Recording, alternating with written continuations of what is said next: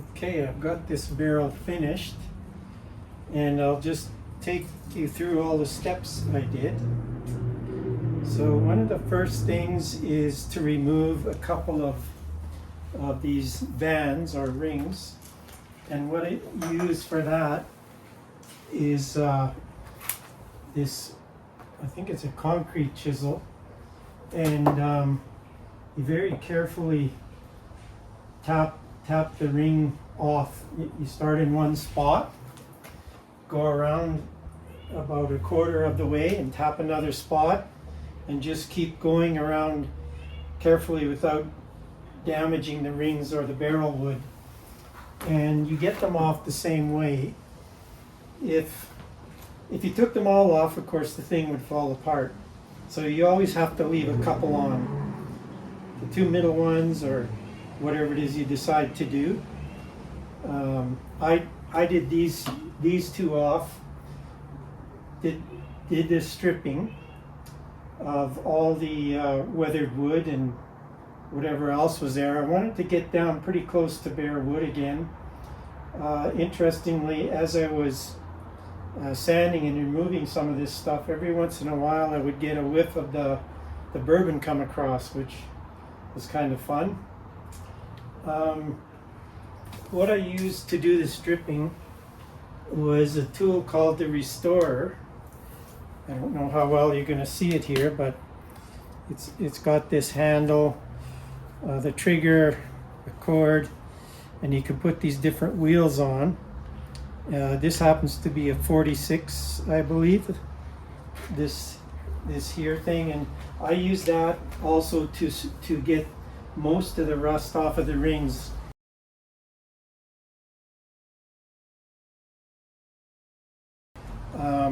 I tried to remove it all, but I wasn't too worried because I wanted to leave some of the old look to it.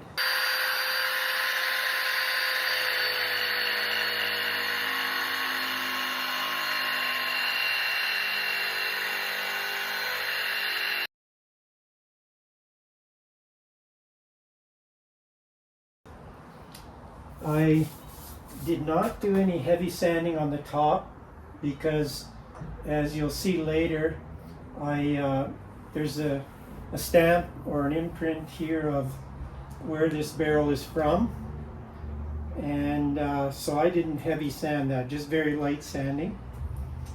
And then, so that's a pretty coarse brush there.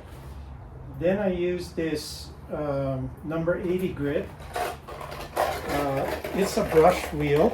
This one happens to be nylon, and the purpose of that is it does help remove some of the material, but what it also did is help loosen up some of that grain in the oak.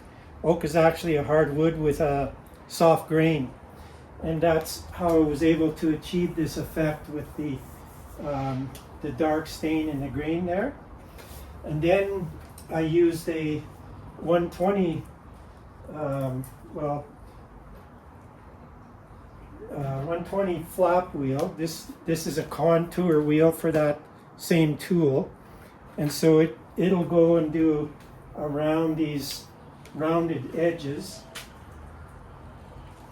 What I normally do it's called cerusing when you dig out and do a double color like that.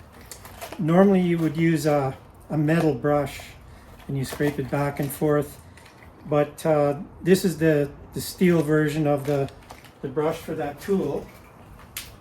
And then when I was getting close to some of these areas near the rings, I would use this sander to get up close to the ring. I wasn't too worried because that ring was going to come off later anyways. And well, I put this ring on and so on. And so then I did some hand sanding as well with the top here, just trying to be careful with that. And anyways, I got down to 120 grit. I didn't want to get too fine with the grit. And so after I got the stripping done and cleaned it up, cleaned off all the dust, I applied a coat of this Varathane wood stain. It's natural, and this is actually a gift for my son-in-law, and he my daughter told me it was going indoors, so I used this indoor wood stain, and it's called Natural, and that's the color you see there. So I put that on.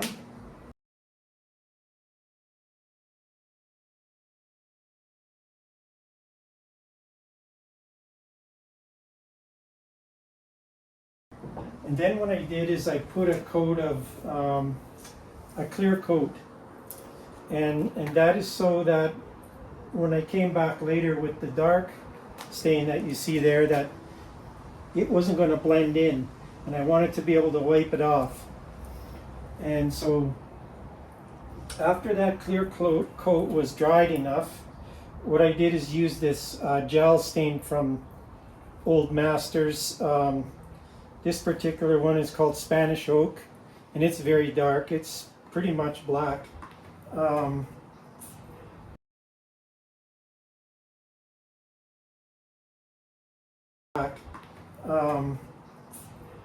I like the gel stain because when you're working vertically like that, it doesn't run much or hardly at all, and I find it easy to work with. Now, what happened was when I applied this stain, I got working around the barrel and I didn't wipe it off fast enough, so a lot of it stuck. So what I had to do is wait until it dried, and then what I would do is a very light sanding until I was happy with the color contrast that you see there.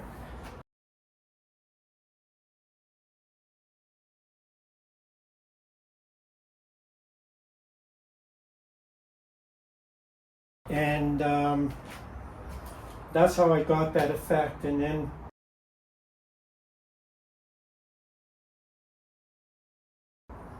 after the sanding, I sprayed it with this clear coat. It says it's for indoor and outdoor, and I did three coats of that.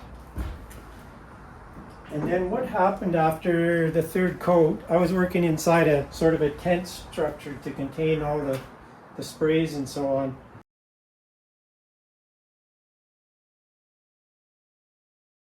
And it started getting a bit of a milky look to it. It could be because I oversprayed or whatever happened, I'm not sure. But what I did is I gave it a light sanding,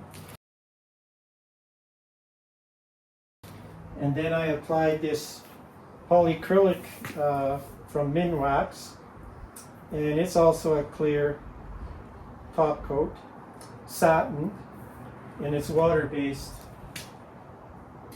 Because this is going indoors, that's okay. And otherwise I would have used some oil-based solution for that. Those are the main steps. Before I put on the clear coat, I used these pocket hole screws. These ones are 1 1/4 inch, and it's just because of the thickness of these slats. And you can see, I think you can see some of them here. And I did them at about 2, 10, and 6 o'clock from the middle here. The reason you do that is because I understand these are going to shrink over time. And it's better to put those screws in. I've seen people using the bigger screws, and I didn't want to put too many in, but it's something that I'll tell my son-in-law to keep an eye on if he may need to put some more in. But typically you just put them all in through the same slat. They're called staves. I'm calling them slats, but they're actually called staves. And those are pretty much all the steps I went through to get this barrel to where it is. And right now, what I'll do is maybe pause the camera and restart it just to go around in the barrel and show you the whole thing, and also the top. Okay, the lighting isn't the best here, but I'm just going around the barrel so you can see what the whole thing looks like. It's got a few spots that look like they're turning a bit light, but that could be just because it's getting a bit of dust from outside. I do have it covered with a blanket, and I just pulled the blanket off so that we could see the cerusing effect. That's the barrel, and here you can see on the top, this is the top, and that's one reason I just chose the natural colors, because I didn't want to darken this up too much, and I wanted the side wood to match the top color fairly reasonably. So you can see it's the old Taylor Distillery Company. It looks like Kentucky, I'm not sure about that. Bourbon whiskey barrel from March 1971. So that's pretty cool. And so that was one of the things. I was actually going to do different colors. I'm just going to quickly show you something I did. Sorry about the camera movement. You can see inside this sunroom how that grain is, and that's cerusing as well. And that was kind of the effect I was going for. But what happened was I was looking at that barrel and I said, I really don't want to change the authenticity of that. So what I did was I thought about it and asked myself, do I really want to do that? I was thinking black and white, or maybe some other color configuration. Could even be a gray and white like the one I just showed you, but I decided no, I just wanted to keep the authenticity that was there. So that's how I ended up with these two colors that you see there.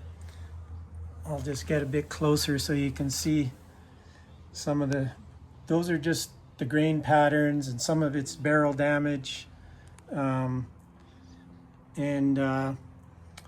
If I was faster to wipe it off, it would have looked a little different, but very similar outcome. That's just the bung hole there. That's where they poured the bourbon in and out. So that's it. I hope you enjoyed the video.